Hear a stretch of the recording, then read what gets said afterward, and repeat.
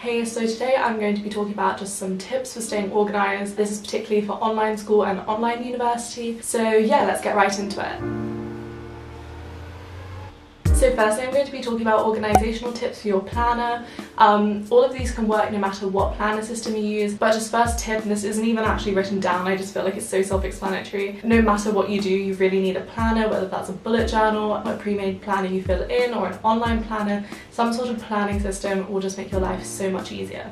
Okay, so now moving on to the actual tips. So firstly, you want to write down deadlines and dates as soon as you get them. And I know it might seem silly, like writing down things months in advance because you'll get so many reminders, but this just means that you can see things coming up in advance. You can know, I have an essay due in a week, so I should start it at this point, or so you won't get surprised by tests. It all just means you can stay on top of your dates and deadlines and never get surprised or shocked by them. So this next tip is all about looking back. So I didn't really know how to describe this, but basically in my bullet journal I have a future log, and then I have a monthly log and a weekly log with daily logs in it, and obviously different planner systems have different things, but the reason I'm saying this is because when you fill out your future log, those things are there for a reason, and you want to be able to go back to that. So when you fill out your monthlies, make sure you're always going back to your future log, and then when you fill out your weeklies, go back to your monthly log. What do you have in there that you might have forgotten? When you fill out your dailies, go back to the last week's to-do list, the day before's to-do list. So again, this is sort of the same reason as the last tip, but so you'll never be surprised by anything, you'll never get behind on things, you'll always sort of know what's going on and feel a bit more organised. So this next tip is habit tracking.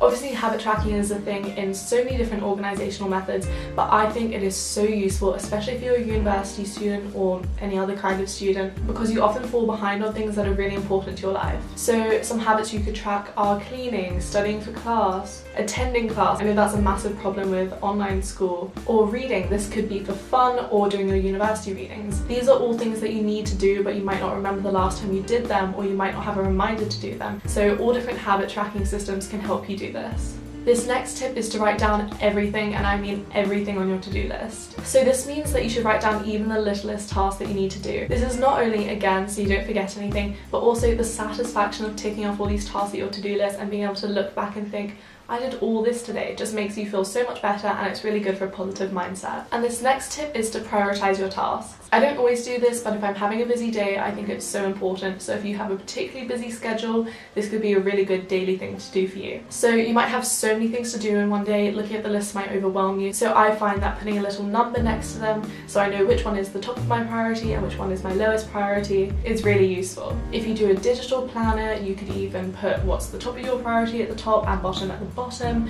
but in a physical planner it's a bit hard to move things around once it's already there. This really helps for a couple of reasons. Firstly, if you don't do something in a day, you need to think, was that top of my priority? Do I need to feel bad about not doing that? And if it's not something you 100% prioritize, if it's something you can do tomorrow, then don't be too hard on yourself. And the other thing is, I often waste so much time just choosing what I want to do next. So if it's numbered or in a certain order, I can just look, I've done number 1, move on to number 2, move on to number 3, move on to number 4. There's no time wasted just being like, oh, which one should I do? Okay, so my next set of tips are all about organising your digital space, and this is so important, especially if you're at online university or school, or even if you're back at normal school and you're just using your computer or phone to work and study. Okay, so my first tip is to name your files. This is especially important for online university. I know I'm constantly downloading readings and files which just have numbers or random coded names, so to me that means nothing to the system. It does, but when I download these files, it's actually really helpful if I can name them what they mean to me. So is it an essay guide, or is it a Marxism reading?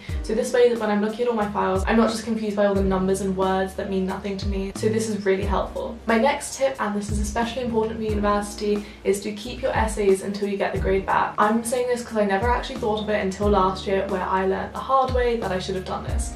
So at my old university, we were told we would get grades back in 2 weeks from it being handed in. So I handed in the essay, 2 weeks went by, and I needed some more storage on my computer. I thought, this has been in here for a couple of weeks, I'll just delete it. Then when I did get my mark back way later than they said, there was an issue with my file when I'd handed it in. Anyway, long story, but I couldn't prove that my original file had the correct images or whatever was going on because I deleted the file to keep storage.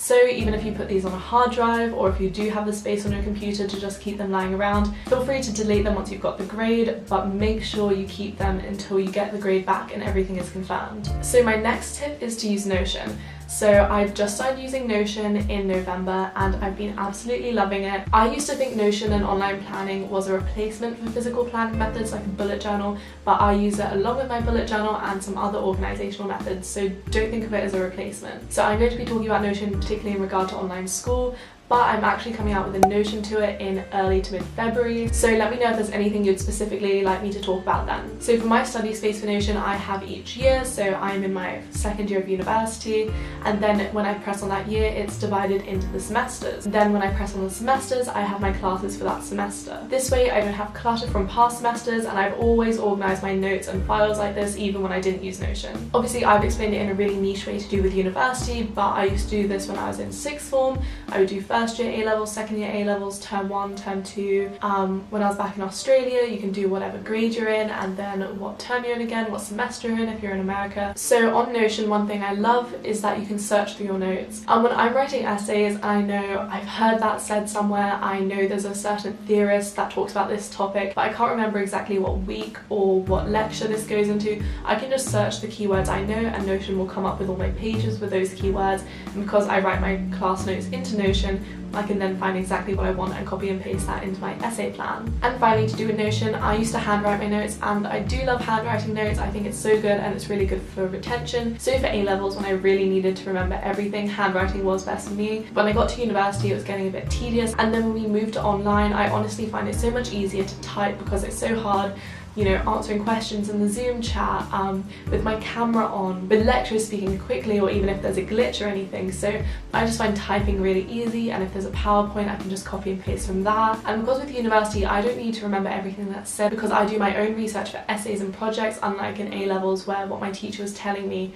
was the facts I needed in my exams. I find that online notes and using Notion work perfectly for me. And now I just have some tips on the rest of your life, because as students, especially online students, I think we forget that there is a divide and we are more than just student. We have so many other tasks and things to do, so these are how to organise some of those. So first is cleaning. If you're living in a dorm or on your own, this is so important because as a student I know I always fall behind on cleaning because, you know, I have deadlines for work but I don't have deadlines for cleaning, and then just mess piles up around me. What you can do is write down or track when you've last done something, and that way you never get overwhelmed and you're never like, when was the last time I cleaned my sheets? Was it a year ago? Was it a month ago? And also to do with cleaning, a little more niche, but if you go to university, for your sake and for the sake of people around you, my one tip for cleaning up is if you're doing dishes, if you're cooking, I dealt with this before, just clean up before you eat. It'll make you clean up faster because you want to eat, get everything done, and then you don't have to come back to dirty dishes, and if you're living with other people, you don't have to come back to other people's dirty dishes. So my next tip is to meal plan or meal prep. I personally don't meal prep because I like to eat lots of different things and sometimes I like to change my plan as I go, but I know tons of people who meal prep and it works so well for them, especially like people with busier schedules who don't have, you know, 40 minutes to cook a meal. Meal prepping can be great for that, but either method allows you to plan ahead of time so you don't waste time looking through your fridge thinking what can I cook. So it makes cooking easier and less stressful and you have more time to cook and enjoy your meals. So my last tip is to write an ideal shopping list. I've talked about this spread before and I never really see people do it or talk about, but I think it is honestly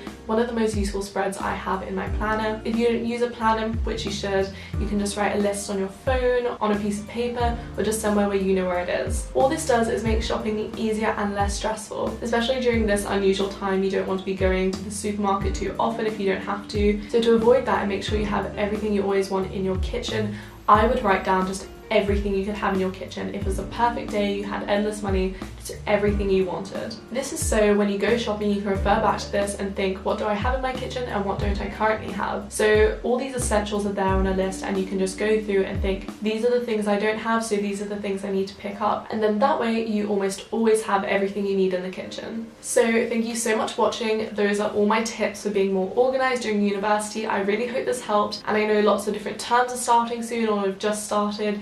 So yeah, I really hope you got some inspiration or tips from this. Also, while you're here, I'm trying out a new backdrop. Let me know what you think of this area. And if you have anything you would like to see from me or just anything you'd like to say, introduce yourself, whatever, down in the comments, I would love to hear from you. So if you like this video, please do like, and I would love to see more of you, so please subscribe. So yeah, thank you again so much for watching.